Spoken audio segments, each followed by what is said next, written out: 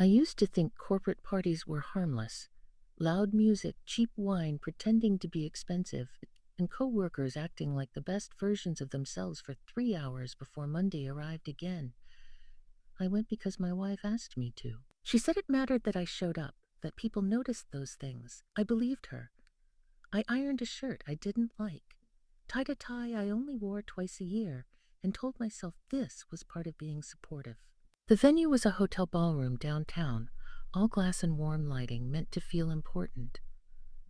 Her colleagues were already there when we arrived, clustered around tall tables, laughing too loudly, leaning in too close. My wife disappeared almost immediately, pulled into a conversation with people I only recognized from photos on her phone. I was handed a drink by someone whose name I forgot before he finished saying it. First, everything felt normal. The usual questions. What do you do? How long have you two been married? Someone joked about deadlines. Someone else complained about management.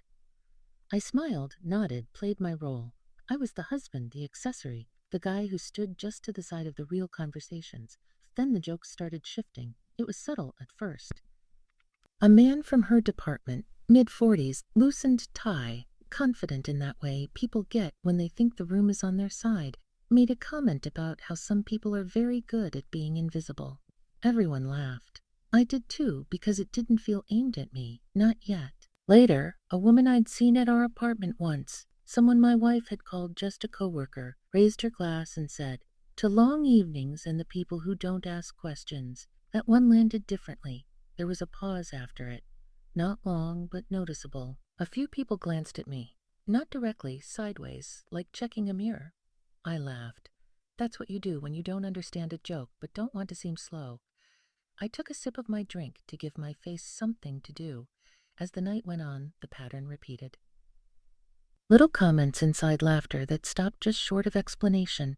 Someone said, "Well, at least some of us know how to keep work and home separate." Another added, "And some people are very trusting." More laughter, softer this time. I started noticing who wasn't looking at me. My wife, for one. She stayed busy, moving between groups, always with her back half turned in my direction. When our eyes did meet, she smiled quickly, the kind of smile you give a stranger you recognize but don't have time for. No warmth, no check-in. I told myself I was being paranoid, that this was just how offices talked, that alcohol made people sloppy. I reminded myself that we hadn't fought lately, that nothing obvious was wrong. Still, something inside me tightened with every passing joke. Then came the one that felt too familiar to ignore if BS. A younger guy, maybe early 30s, new enough to still be trying to impress, said, "It's funny how some men are technically married but not really around." He shrugged like it was a throwaway thought. The laughter this time was immediate, loud, confident. I laughed too. That's when I understood. Not all at once. It wasn't a dramatic revelation. No lightning bolt, just a quiet assembling of pieces that had been lying around my mind for months. Late meetings, messages she answered in another room.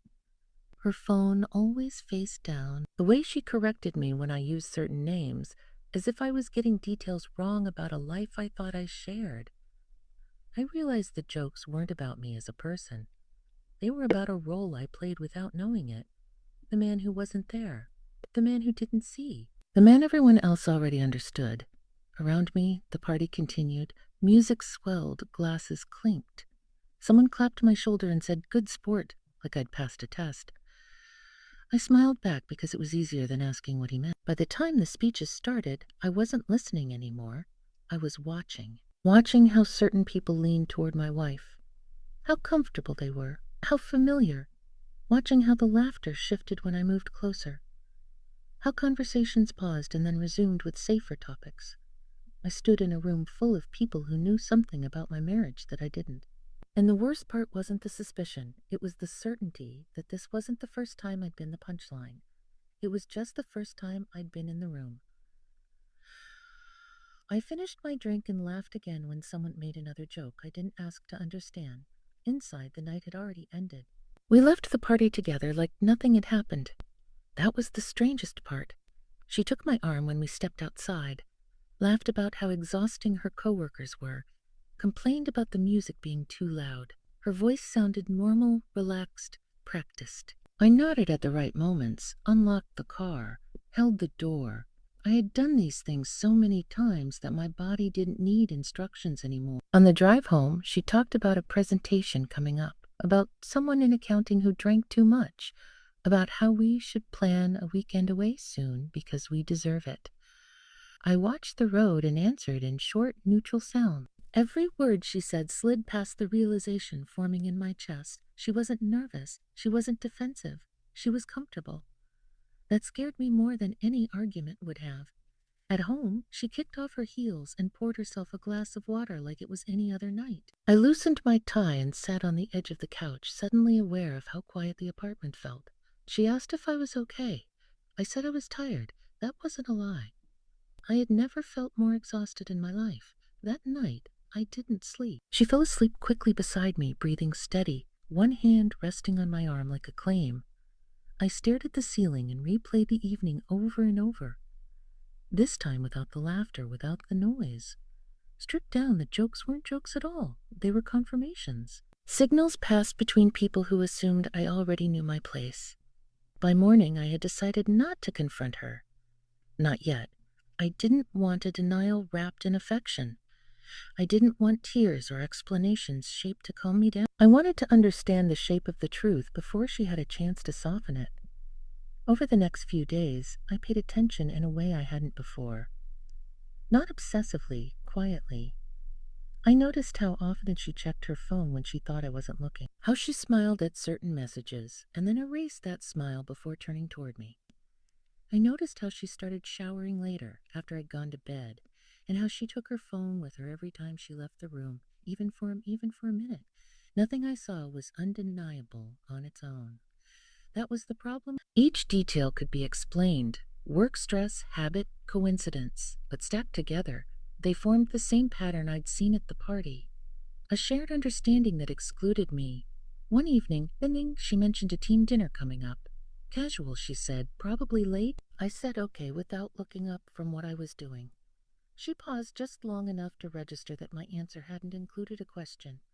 Then she continued talking, a little faster than before. I didn't follow her. I didn't check her phone. I didn't check her phone.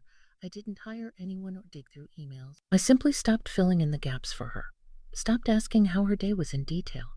Stopped reminding her of things she used to forget. Stopped smoothing over silences. The distance changed the air between us, she noticed. Of course she did. One night, she asked if something was wrong. I told her I felt like I didn't know her coworkers very well. She laughed and said there was nothing to know. Her laugh came too quickly, like she'd rehearsed it. A few days later, I ran into one of her colleagues by accident at a coffee shop near our place. He recognized me immediately. He asked how I was doing, how things were at home. His tone was careful, measured. When I said everything was fine, he nodded, relief flickering across his face before he could hide it. He didn't ask about my wife. That's when I understood something else. This wasn't new, not to them. The jokes at the party hadn't been reckless slips. They had been the result of time, familiarity, a story that had been told enough times to become casual. That night, as my wife slept beside me again, I didn't feel angry. Not yet. I felt clarity, a clean, sharp awareness that the life I thought I was in was slightly off-center, like a picture hanging crooked on a wall. Everyone else had adjusted to the angle. I was the only one still trying to straighten it. I knew then that when the truth finally came out, it wouldn't arrive as a confession. It would arrive as confirmation. And I was done being the last person in the room to understand the joke. The shift didn't happen all at once. It crept in quietly, the way something does when it's been waiting for permission. Once I stopped pretending everything was normal, normal stopped pretending back. The house felt different. Not hostile, just edited, like certain emotions had been removed to make room for efficiency. She started watching me more closely. Not openly, not suspiciously, but with the same awareness you use around something unstable. She noticed that I no longer asked where she was going, that I didn't comment when she came home late, that I didn't react when she canceled plans we'd made days earlier.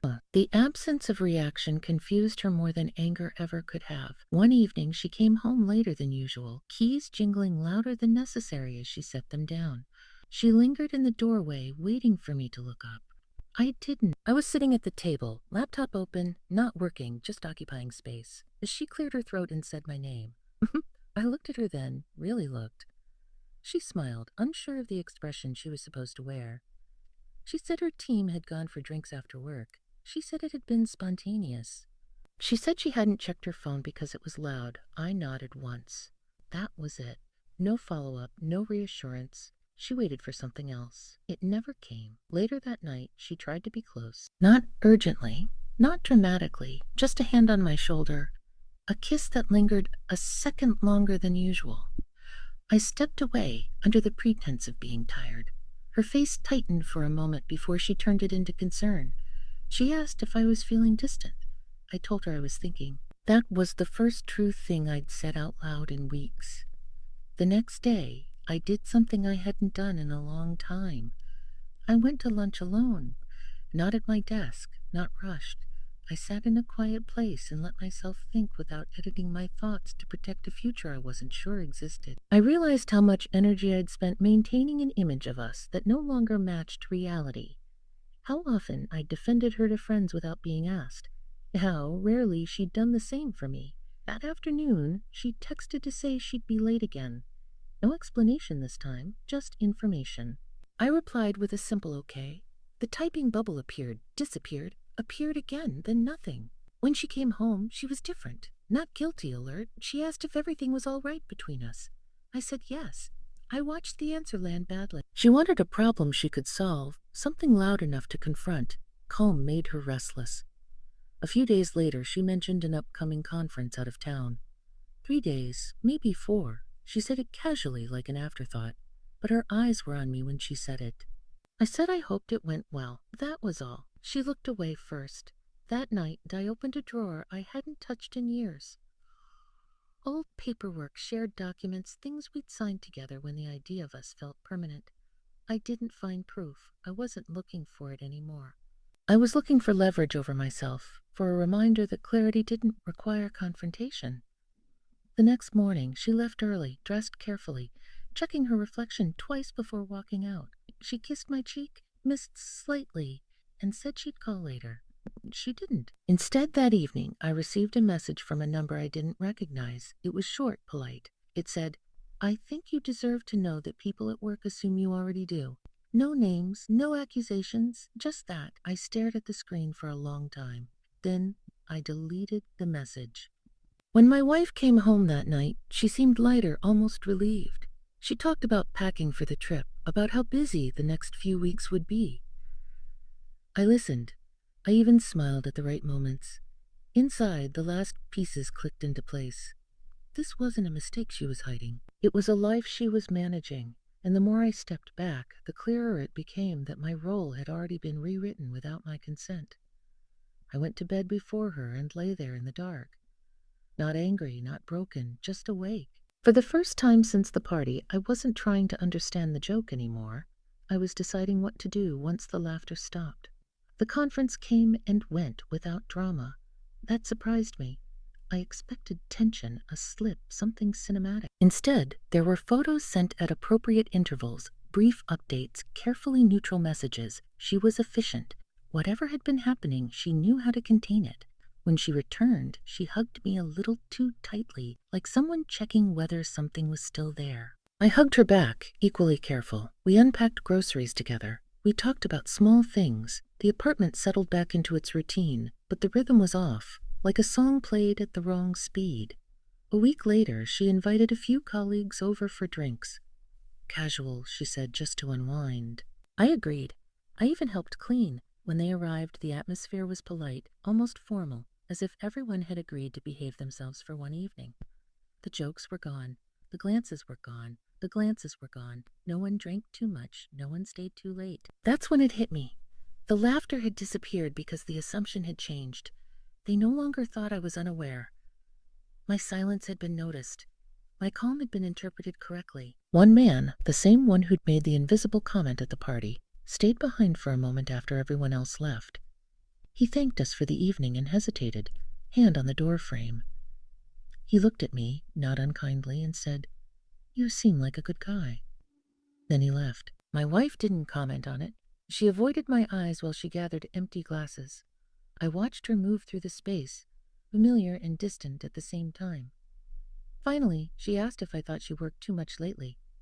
I told her I thought she worked very efficiently. That night, she asked me directly if I trusted her.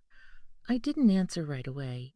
I thought about the party, about the jokes, about the message I'd deleted, about how many people had already adjusted to a truth I hadn't been invited into. Then I told her that trust wasn't a question anymore. It was an answer we'd already been living with. She didn't argue. She didn't cry.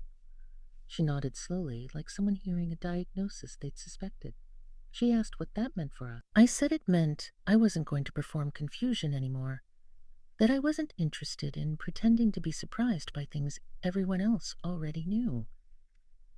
We sat there for a long time after that. Eventually, she said she hadn't meant for it to become public.